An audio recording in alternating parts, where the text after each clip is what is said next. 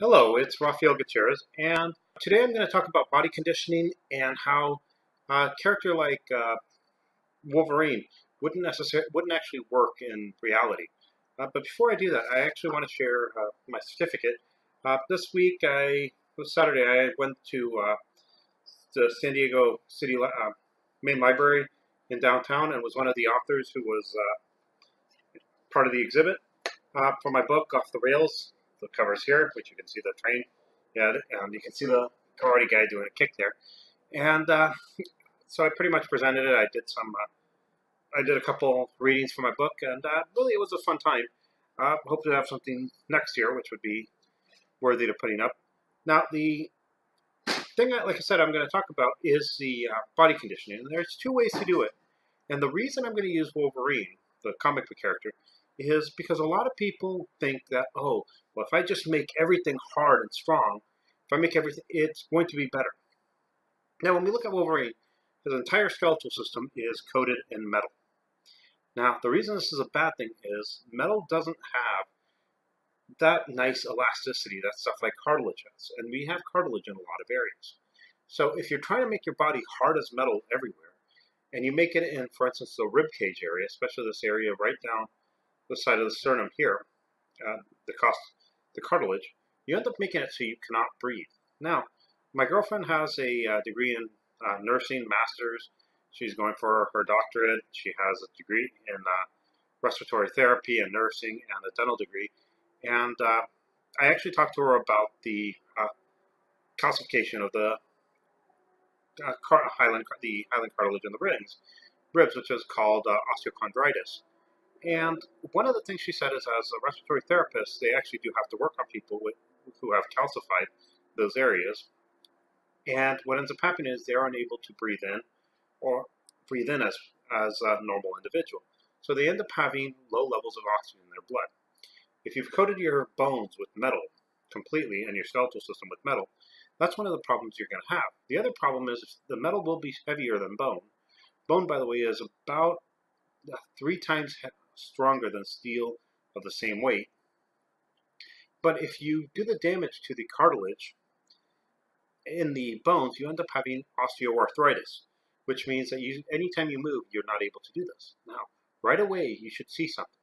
I can actually move my hand. Now, I'm not a piano player or anything like that, but I can move my hands without having any joint pain or cracking.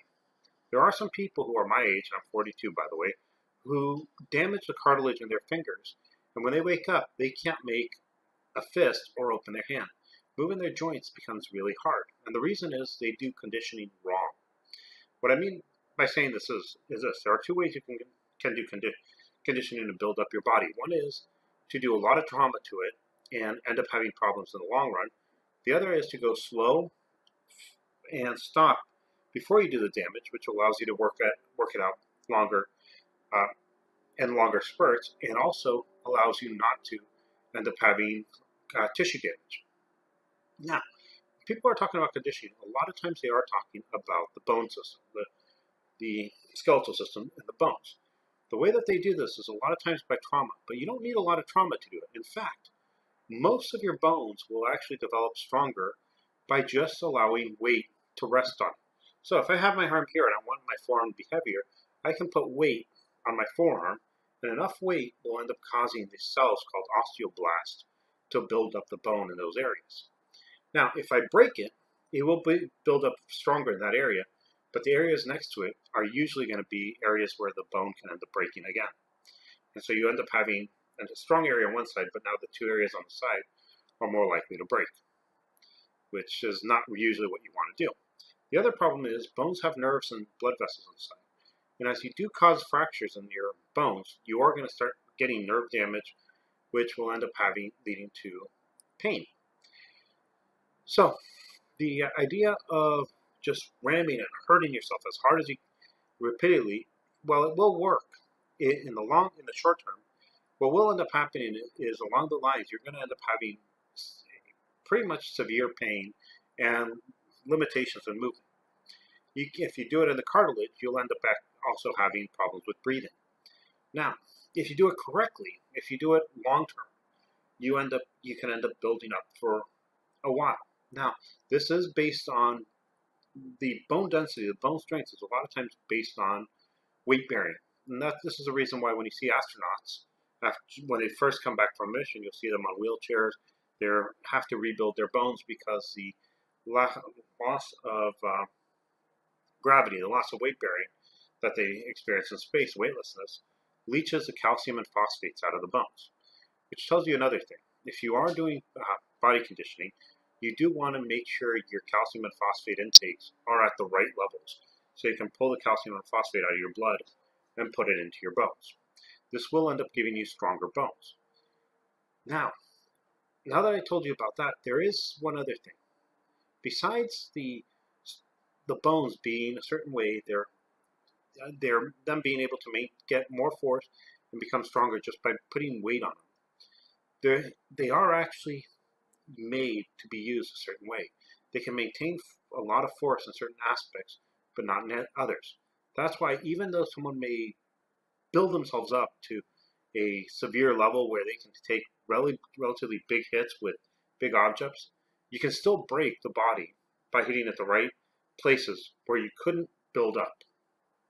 And so, in the long term, yes, you can build up your body.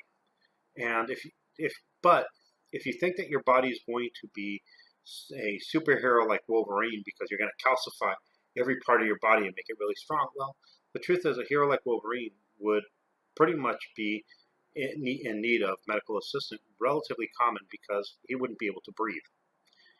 The rib cage needs to be able to expand for you to take breath in, and needs to be able to contract to get the air out.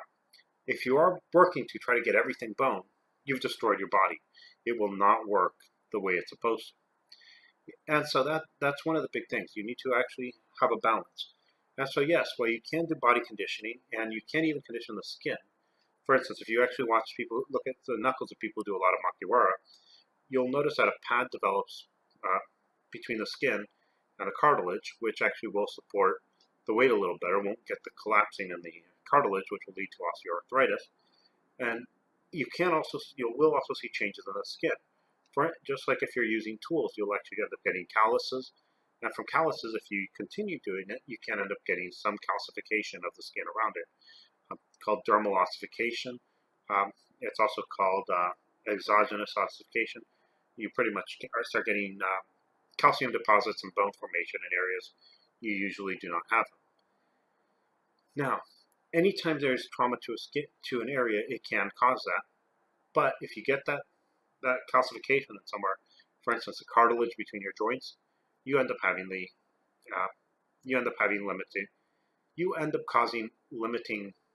limited movements. And that's where you have people who are in their 40s who can't make fists and can't move their hands when they wake up.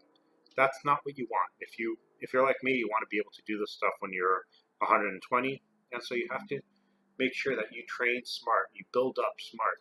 You don't want to have messed up shoulders. You don't want to have messed up knees. You don't want to have the cartilage in your ribs calcified so you need respiratory therapy. You want to build this up smart, not traumatic, but using just enough force to cause if you're dealing with bones, to cause the osteoblasts to make the bone stronger. You don't want to have bone formation in areas which is going to decrease movement. So I hope that helps. I will actually mention the person who suggested this is a gentleman who has a small dojo in Buckeye, Arizona, Sensei Ed Sumner, who he has a book, should be having a book coming out based on Shinen Sensei. Yeah, I'm one of the people who will be buying it, and you'll hear me read it, probably mention it eventually again once I get it. I hope you have a good time and enjoy the video.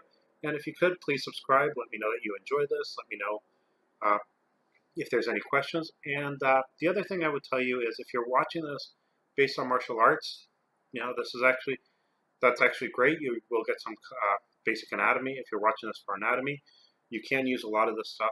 For instance, there are some professors who are trying to get clinical anatomy into their anatomy classes. Feel free to use this. You can point your students out if you want. You can even try to see if I've made a mistake and tell me if I've made a mistake on the comments. Or tell your students to do that. The other thing is I do have some cat videos on how to dissect cats. The reason I made those is because when I teach anatomy, I teach how to do cat dissections, and it does help in clinical anatomy. If you're not interested in learning how to dissect cats for human anatomy or for, don't, I really would tell you not to watch the videos. You're not really going to get much out of seeing a cat dissected unless you're trying to dissect it. And the reason I mention that is there have been some weird comments on, I don't know why I watched the dissection of a cat. Now, the truth is, unless you're taking an anatomy class, I don't know why you would watch them either.